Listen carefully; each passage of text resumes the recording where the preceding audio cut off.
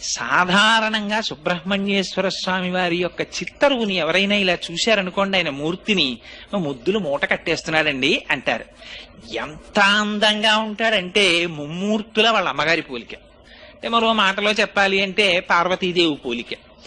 అంత అందంగా ఉంటాడు ఆయన. మహానుభావుడు ఆ విభూతి రేఖలు పెట్టుకుని, ఆ కుంకుమ పెట్టుకుని, ఆ చేతిలో శక్తి శూలాన్ని పట్టుకుని నిలబడితే ఆ వల్లీ దేవసేన సహిత సుబ్రహ్మణ్యేశ్వర స్వామి వారి దర్శనము చేసినంత మాత్రం చేత మనస్సు లయమైపోతుంది. అయితే అనేకమైనటువంటి దేవతాంశములు జన్మించాయి. కానీ వీటికి లేనటువంటి చిత్రం అంతా సుబ్రహ్మణ్యేశ్వర స్వామి వారి అవతారం దగ్గర వచ్చింది. ఎందుచేత అంటే మీరు ఏ గ్రంథం తీసుకోండి, పవిత్ర గ్రంథం శ్రీమద్ రామాయణం తీసుకోండి, బాలకాండలో సుబ్రహ్మణ్యేశ్వర స్వామి వారి అవతారం చెప్తారు.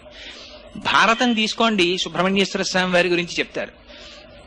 వామన పురాణం తీసుకోండి, సుబ్రహ్మణ్యేశ్వర స్వామి వారి గురించి చెప్తారు. స్కాంద పురాణం